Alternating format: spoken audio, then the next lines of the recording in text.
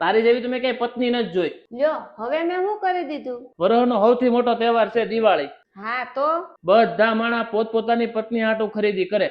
હા આપણે હોની દુકાનમાં ગયા હતા, નાથી તું એમને પાછી બહાર નીકળી ગઈ. એ તમારી બધી વાત હાચી, પણ મેં કાંઈ ખોટું નથી કર્યું. મને ખબર છે કે આપણા ઘરમાં કેટલા પૈસા છે અને આપણે કેટલા રૂપિયા વાપરવા જોઈએ. જેટલું પોઈન્ટ હોય ને એટલી જ પથારી કરાય. તમને ખબર છે ને હજી આવનારા મહિનામાં આપણે કેટલા ખર્ચા આવવાના છે, અને હું ઘરેણા લઈને બેસી જાઉં અને તમારા મનની શાંતિ ગાયબ કરી દઉં. દિવાળી આપણા બધાયનો તહેવાર છે, એ વાત હાચી, પણ તમારે ખુશ રહેવાનો અધિકાર તો છે ને. તમે આજ મને જે ઘરેણું લઈ દેત ને ઈ ઘરેણાથી હું તો રાજી થઈ જાત, અને ઈ ઘરેણું હું પહેરત ને તો ઈ જોઈને તમે રાજી થઈ જાત. પણ તમારા મગજમાં એક નવું ટેન્શન આવી જાત. અત્યારે લાખ રૂપિયા ઉપર સોનાનો ભાવ છે, એવું ઘરેણું લઈને હું શું કરું? ઈ ઘરેણું મારા માટે હાવ નકામું છે. જે ઘરેણું લઈ અને તમારી શાંતિ વહી જાય ને ઈ નથી લેવું મારે એવું ઘરેણું. એટલે હું ઈ ઘરેણું ત્યાંથી લીધા વગર એમને બહાર નીકળી ગઈ. મારા માટે મારા પતિનો પ્રેમ, સુખ અને આશીર્વાદ ઈ જ મારા માટે સૌથી મોટું ઘરેણું છે,